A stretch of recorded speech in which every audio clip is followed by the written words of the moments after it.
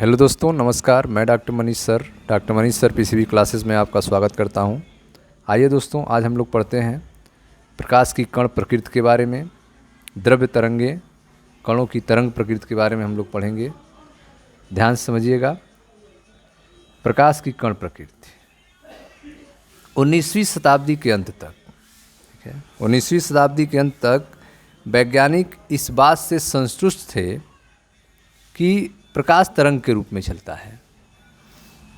19वीं शताब्दी के अंत तक वैज्ञानिक जो है यह मान चुके थे, यह कन्फर्म हो चुके थे कि प्रकाश जो है वह तरंग के रूप में चलता है, वेव के रूप में चलता है।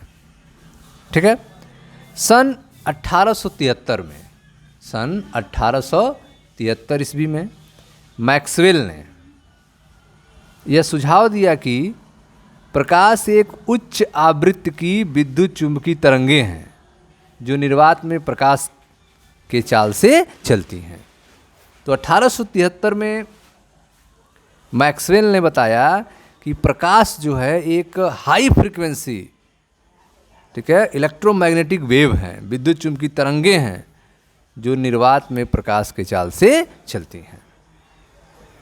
ये तरंगें ऋजुरेखीय संचरण, परावर्तन, अपवर्तन और तरंग के अन्य मूलभूत अभिलक्षणों का सफलतापूर्वक प्रदर्शन करते हैं।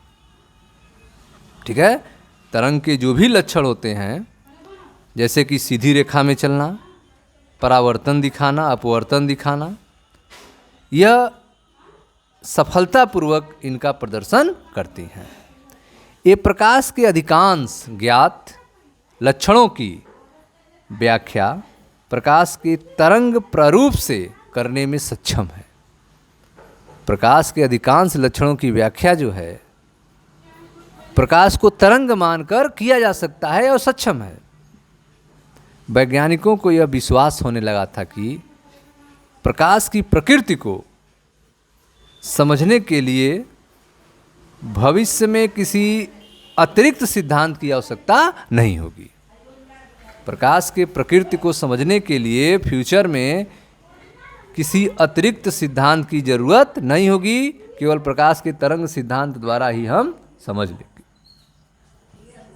ठीक है। यह 19वीं शताब्दी के अंत तक की बात है।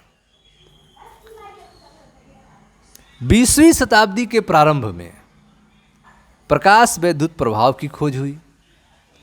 20वीं शताब्दी के प्रारंभ में प्रकाश वैद्युत प्रभाव की खोज हुई। खोज होने पर वैज्ञानिकों की यह कल्पना त्रुटिमय सिद्ध हुई कि प्रकाश तरंग के रूप में चलता है। उस आधार पर प्रकाश वैद्युत प्रभाव की व्याख्या नहीं हो पाई, अर्थात अब उसमें गलतियां साबित होने लगीं।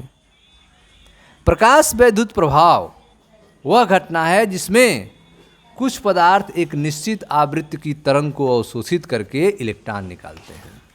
प्रकाश वैद्युत प्रभाव क्या है? प्रकाश वैद्युत प्रभाव जो है एक घटना है जिसमें, ठीक है, एक निश्चित आवृत्ति के तरंग को अवशोषित करके इलेक्ट्रॉन निकालते हैं। प्रकाश वैद्युत प्रभाव वह घटना है जिसमें कुछ पदार्थ एक निश्चित आवृत्ति की तरंग को अवशोषित करके इलेक्ट्रॉन निकालते हैं। प्रकाश वैद्युत प्रभाव की इस घटना को समझने के लिए मैक्स प्लांक ने सन 1900 में, प्रकाश वैद्युत प्रभाव की घटना को समझने के लिए मैक्स प्लांक ने 1900 में प्रतिपादित क्वांटम सिद्धांत का सहारा लिया। ठीक है। अब क्वांटम सिद्धांत में कौन सी बातें कही गई थी? जिसके अनुसार प्रकाश जो है अथवा विकिरण का उत्सर्जन कॉन्टिन्यूअस न होकर, प्रकाश अथवा विकिरण का उत्सर्जन अथवा अवशोषण, उत्सर्जन हो या अवशोषण हो, वह सतत न होकर, कॉन्टिन्यूअस न होकर ऊर्जा के विविक्त, ऊर्जा के डिस्क्रीट छोटे छोटे पैकेट के रूप में अर्थात बंडल के रूप में होता है, जिन्हें क्वांटा अथवा फोटान कहते हैं। जिसकी ऊर्जा संबंधित विकिरण की आवृत्ति के अनुपाती होती है, अर्थात E बराबर एच न्यू। क्वांटा की ऊर्जा जो होती है, फोटान की ऊर्जा जो होती है, वह संबंधित विकिरण की आवृत्ति के अनुक्रमानुपाती होती है, E बराबर एच न्यू, जहाँ एच प्लांक नियतांक है। इस प्रकार विकिरण ऊर्जा जो होगी वो H new, 2h new, 3h new या एच न्यू होती है, इन्हीं के बीच में है। ठीक है। आइंस्टीन का जो द्रव्यमान ऊर्जा समीकरण E बराबर mc² संबंध के आधार पर इस निष्कर्ष पर पहुंचे कि फोटान का जो संवेग होगा वो h न्यू बटे c होगा या h बटे लैम्डा होगा।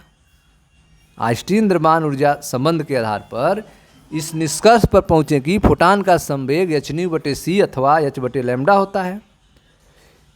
इस प्रकार प्रकाश फोटान में ऊर्जा के साथ साथ संवेग का होना इस बात का प्रबल सूचक है कि प्रकाश क्वांटा को कण से संबद्ध किया जा सकता है, जिसे फोटान कहा गया। प्रकाश क्वांटा को कण से संबंध किया जा सकता है, जिसे फोटान कहा गया। 1924 में प्रकाश के कण जैसे व्यवहार को कॉम्पटन ने इलेक्ट्रॉन के द्वारा एक्स किरणों के विवर्तन प्रयोग में पुनः पुष्ट किया। 1924 में प्रकाश के कण जैसे व्यवहार को कॉम्पटन ने इलेक्ट्रॉनों के द्वारा एक्स किरणों के विवर्तन प्रयोग में पुनः पुष्टि किया। ठीक है। द्रव्य तरंगें कणों की तरंग प्रकृति। द्रव्य तरंगें कणों की तरंग प्रकृति। देखें ध्यान से।